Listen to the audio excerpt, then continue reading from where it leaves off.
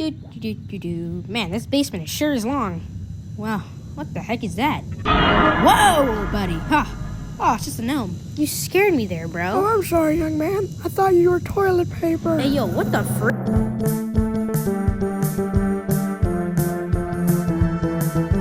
Hello, Internet. Welcome to Yeep Theory. Now, before this video starts, I'm just gonna say that I wasn't gonna wait for the original Yeep Theory's channel 9 months before uploading a video. Anyways, if you don't know what this game is, it's called Yeep Hide and Seek. Now, this game is pretty straightforward. You are a puppet or plush thingy, and you basically have pins. And when you're a seeker, you just have to stab or hit another Yeep with a pin to tag them. Very simple. Anyways, there's a lot of lore in this game going on right now, so I just wanted to explain it.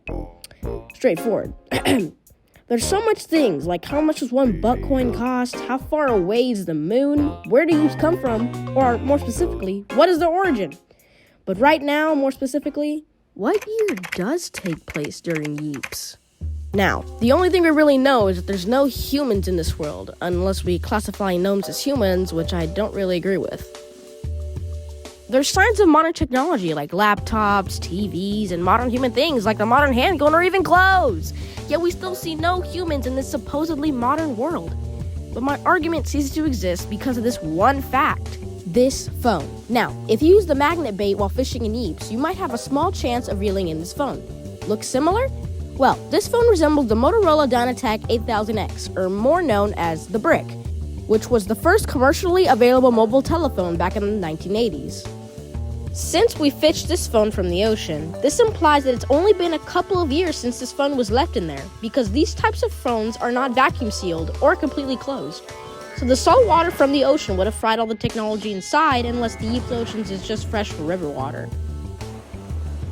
But let's just say hypothetically it was vacuum sealed and completely closed. In 3 to 5 years, it would float on the ocean surface. Then in about 10 years, it'll sink to the bottom. And in about 30 to 50 years, the pressure from the water will make the phone crack, making water seep into the electronics. But since the phone still works, and it was probably in the ocean, not floating anymore, this suggests that it's been about 10, 15, or maybe 20 years after it was dropped in the ocean, because the phone still works and it plays a recorded message. Here, take a look.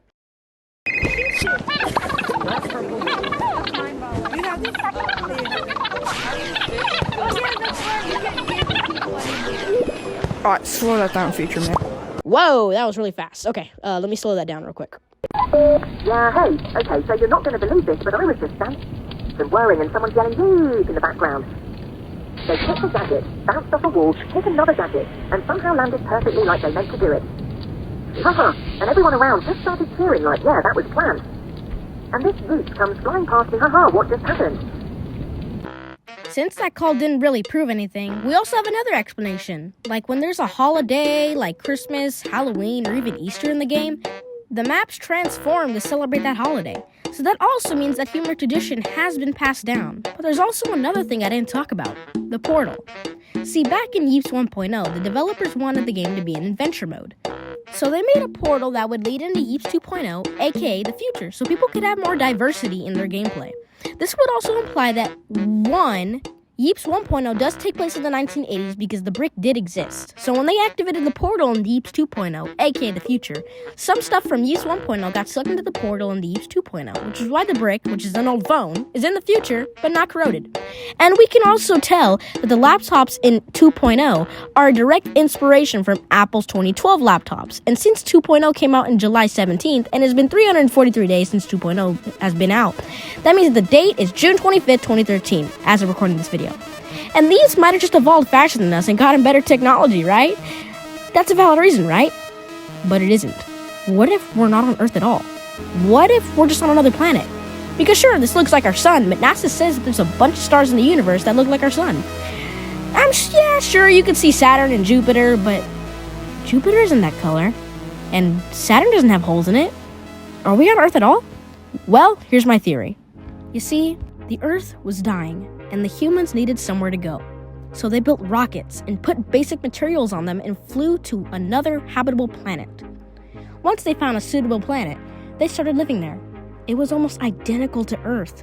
So they built, and they had the Industrial Revolution, and eventually the humans grew plants, and these plants evolved into the gnomes, since gnomes are usually associated with gardens and plants. And the gnomes created the Yeeps, and the humans eventually died out. But the Yeeps remained, because they weren't made out of organic material.